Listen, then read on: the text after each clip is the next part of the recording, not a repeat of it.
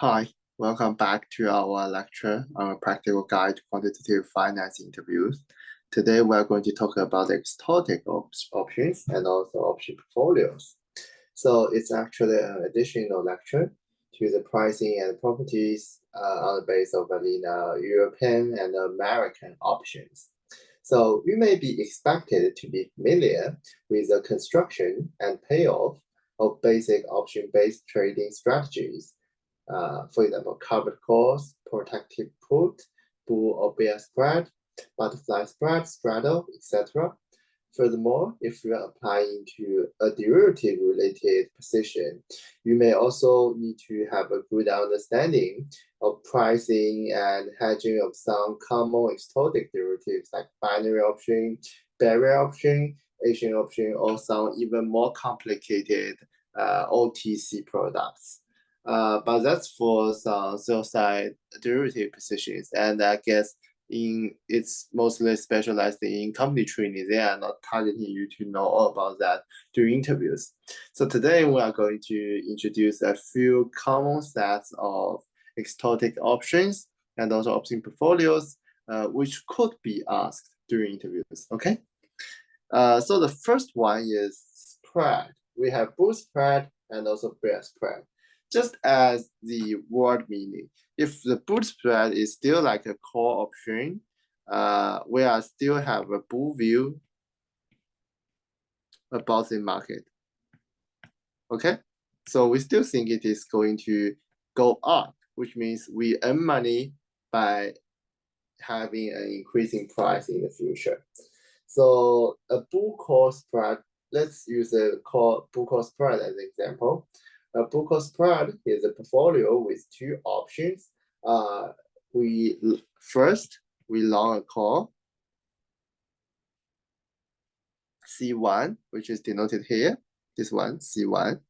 And then we short another call C2.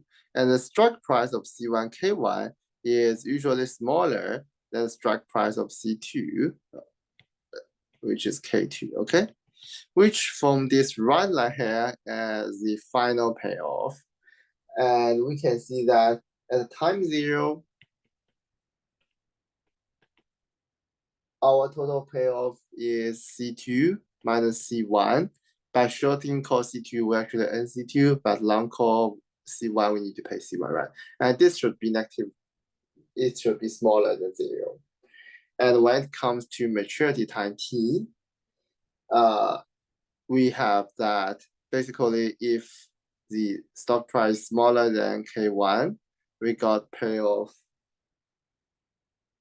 0, right? And if it is within K1, smaller than S, smaller than K2, we got a payoff S minus K1. And if it is larger than K2, then we have what? We both have K2 minus K1. So what's the main difference between a spread compared with the original call option, right? If it's a bull spread. You can see for original call option, our final payoff looks like that. So there is no limit for our earnings, right? But there is a bottom line for our loss. But for spread, we actually have both stop earn line and stop loss. So it's actually a better way to hedge our profit so that we sacrifice a little bit for the potential to earn unlimited profit, but instead we can have a more stable and more steady portfolio, which is more favored by most investors. Because when you calculate the performance of a hedge fund, the cumulative return, of course, is the most important metric. But in addition to that, Sharpe ratio, which is strongly influenced by volatility, should also be significantly considered. Okay, and just in contrast to bull spread, we have bear spread, and the way we do that is again we just long a put, which is P1, and with the strike price K1, which is larger than strike price of K2, where we short a put.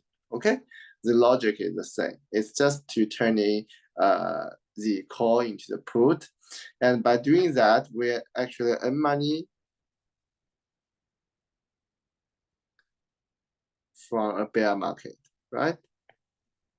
It means if the oil index are going down and most of the people are losing money, right? Then you earn something from it. Okay? And so the second one we are going to talk about is straddle and strangle. Okay. So a straddle includes long positions in both a call option and a put option.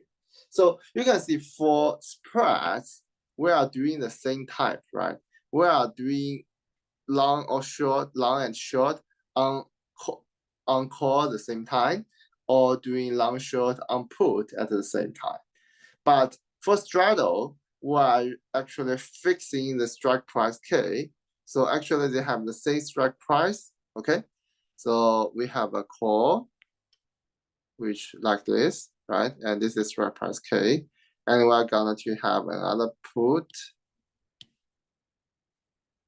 Also, this is a call. This is a put, right? If we lump both of them, it looks like a straddle. Exactly. And of course, we have cost for both call and put. So this line is basically C plus P, the cost for the long position of the call and the put. Okay, this is our in total cost. So why do we need a straddle? You can see from the plot, when do we earn the money?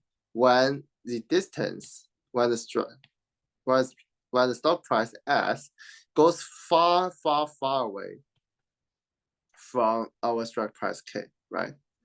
But the point is, this time the direction doesn't matter. No matter if it goes down or goes up, as long as the distance is in this way. So which means we earn money from the absolute value, which is ST minus K. Okay, this is our payoff. So a straddle is often used to bet on large stock price moves. And in practice, it is also used as a trading strategy for making bets on volatility.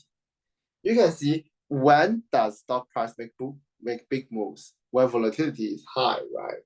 And if you are trying to calculate it mathematically, do you remember we still have this formula that the call price equals to the put price for a vanilla European call or vanilla European put? It should be approximately equal to 0.4 multiplied by the sigma implied volatility multiplied by S multiplied by square root tau, right? And if the realized volatility is actually higher than this value, that means all call and put are undervalued. And since you long both of them, you actually earn money from that. Okay? And you can think it in another way that if you double your long position in call and put, you basically have double pieces of gamma, right? A positive gamma. And hence, if the volatility increases, and if you put your strike price around the, so if your call and the put, which form the straddle, are at the money, okay? Then you have a positive gamma, right, which is very large. You also have a positive vega, which is also very large, right? But you have also a larger negative theta, right? And if you put it at the money, both three things are large, okay? If you choose to put in some out of the money or in the money thing, where the stock price is currently far away from your strike price, then all these things, the sign is still the same, but the amount is going to be small. So it's just up to you to decide how amount of this kind of volatility change what you want to bear or you want to take a leverage on. Okay. And for straddle, you may say that, hey, I want to do similar thing, but I don't want them to be exactly on the same strike price, because in the real market, sometimes you cannot find the exactly matched call and put pairs, or sometimes you do not want to trade exactly the pair with the same strike price due to some volatility reason or some specific factors change. So you can form a straddle, which is similar to we can form a strangle, which is similar to a straddle, where you just change the strike price to K1 and K2, but the same thing is the same. Okay? So of course, when we have the straddle, we also have the butterfly spread, which we earn money when the volatility is small. Okay. So basically, we short call and we also long call to form one, but we can also do it by what? We can also do it by short call and short another put. Okay, there are many ways to form a butterfly spread. I'm using this picture here to telling you that it doesn't have to be two options.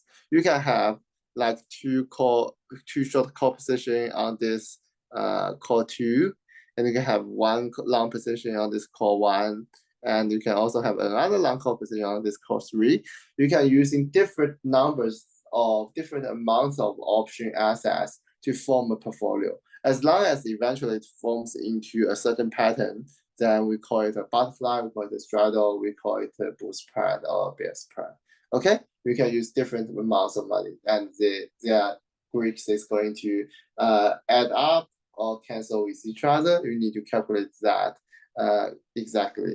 And the reason we're using more options is because the option market, usually compared with the original future market, has less trading volume and is more illiquid.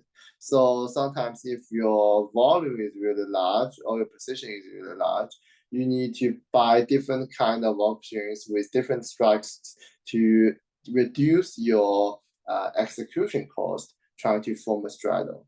Okay, so for example, if current goal is that, let's say, call for 64, which is strike price, and if I want a position of 1 billion, it's hard to directly buy 1 billion amount of call for 64. Okay, instead, the more frequently used approach is to we buy some for 64, we also buy some for 72, also buy some for 5, 6, as assuming the gear is the same. Also, 8 price also $8 a gear as a gear. Okay, and in this way, we allocated our burden. Okay, we allocate our burden. But as long as we calculate our delta or things like that, we can still do the same thing. We can still form a correct option portfolio as you want. Okay, so now let's look at two exotic problems. So for exotic problems, it still could be asked to ask you to do some calculation during the interview. Because those things are difficult and linked with production model, it's actually a good way to test if you understand the intrinsic idea of the production model at the ethos level. Okay? So the first one, the binary options. What is the price of a binary, cash or nothing digital, European call option, or a non-dividend paying stock if the stock price follows a geometric Brownian motion?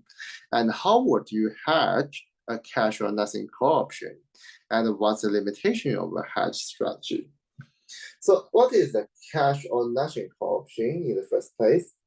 Well, if we have a cash or nothing option with strike price K, then it is going to pay $1 if stock price T is above the strike price, and it is going to be 0 if it is smaller or equal to K. Okay, so you can think of a call option at strike price K, this is 0, and then we have 1. Okay, this is the payoff. So we already know that. So what's the price of this option? We need to go back to the Black-Scholes formula. Okay. So as we have discussed in the duration, we have the ND2, and ND2 is what?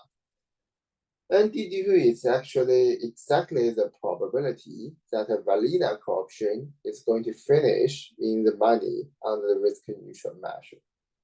Okay, so the discounted value is just what? The discounted value is just E negative R tau and D2, right? So this is the price of this cash or nothing call option. Okay.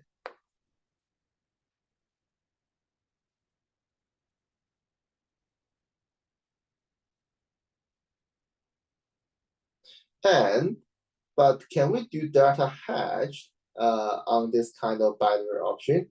Of course we can. We just need to take the integration of that to find the delta. So delta is just let's call this price CP, okay? It's just taking derivative of CP on S. And please still remember D2 is still a form of the stock price S, right? So if we go back to the original formula, do you still remember what forms D2?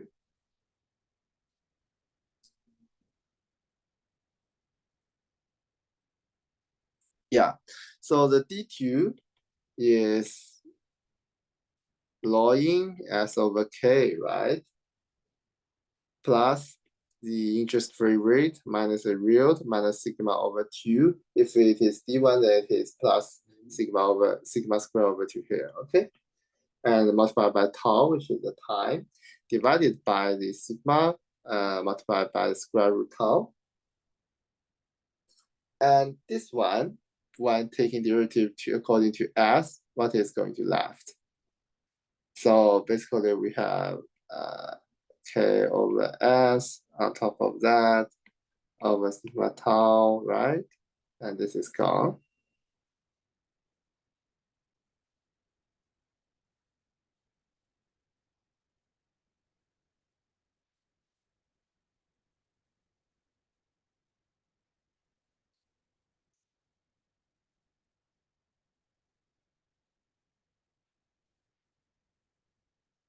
So at last,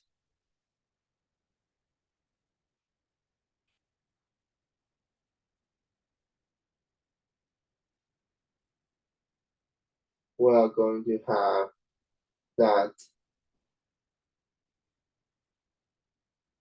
this is going to be E negative R tau and square root D2 and multiplied by 1 over S tau. Okay, so we already have that. Please remember the K is going to be removed because this one can be separated into log S minus log K. So log K can be removed, okay? So we finished this one. And now the last question, which is about exchange options. So exchange options, how would you price an exchange call option that pays maximum ST1 minus ST2 0 at maturity? Assuming that S1 and S2 are non-dividend paying stocks and both follow geometric Brownian motions with correlation P rho. So what does this option mean? It means that at maturity, you can use your current stock, let's say S1 to S2 to separate, to exchange for the same amount, the same amount of hands stocks of S1. So which means if at the maturity, the value of S1 is larger than S2, then you can earn some money, right? And basically that's the thing. And how can we solve that? How can we price this thing?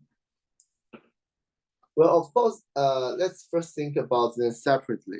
We know that both of them follows Brownian motion, geometric Brownian motion. So dsy is going to be mu1 s1 dt plus sigma 1 st s1 dwt1, right? And also we have ds2 is going to be mu2 S2 dt plus sigma 2 S2 dwt2. And actually, you can know one important thing is that if S1 and S2 follows geometric Brownian motion, their ratio F equal to let's say S2 over S1, okay? Is also going to be a geometric Brownian motion. The intuitive explanation is that both log S1 and log S2 is going to follow normal distribution. So the gap of, so the minus that log S2 minus log S1 will follow a normal distribution as well. and hence f is going to follow a log normal as well. And more rigorously, of course, you can prove it by Ito's lemma to show that they actually follows this kind of certain pattern. Okay, and we actually can make this f equal to S2 over S1 a martingale. Okay. And now our expected, let's call it this return, the C, the bigger C, is just 1. Is that we rewrite this one into max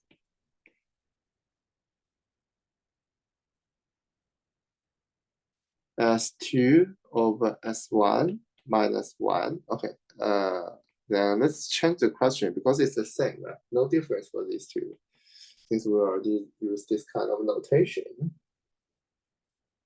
And what is this?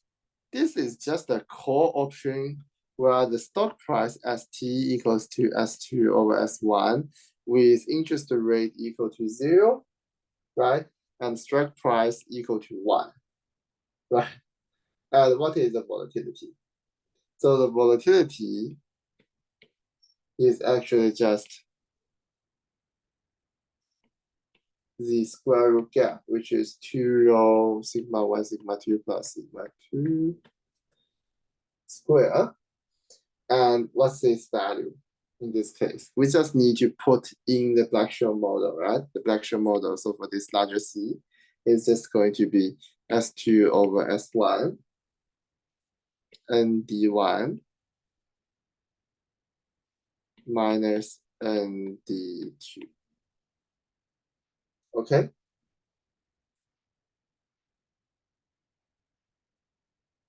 And the payoff was this one. Please remember, this is just one hand, right? This is just one hand. And our in total payoff is actually this thing. So we still need to multiply the 1 S1 back. So the total payoff is just S1 multiplied by C equal to S2 and D1 minus S1 and D2. Well, which looks quite reasonable, huh? But please notice that the D1 here is in this way. Going S2 over S1 plus 0.5 sigma squared tau. So it is actually a shared thing where the corresponding places here. And I think there is a better way for you to understand this thing. You can just think the S1 here as a strike price, okay? You can think it as a strike price.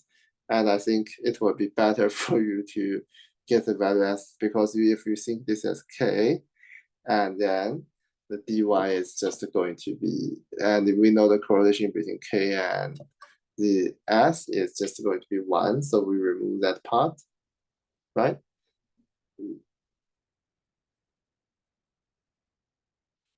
We remove this thing, and this just becomes sigma 2. Okay.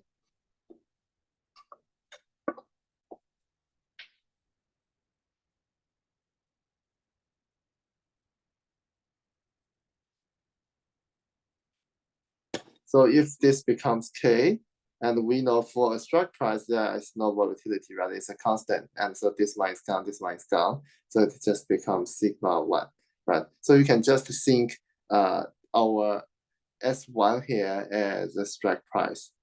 So because it's just a max S2 minus S1, then we just think S1 as the strike price. Then actually the result is going to be the same. Okay. The only thing you need to remember is that we need to change the volatility items value as this one, and also put the sigma 2 on the denominator. Okay, I guess that's all for today's lecture. And next time is going to be our last lecture in the finance chapter. And it is also going to be the second last chapter lecture for our whole journey on the Green Book. I hope you enjoy all that. So 2 more lectures. See you there. Bye bye. 不要忘了一键3连。OK。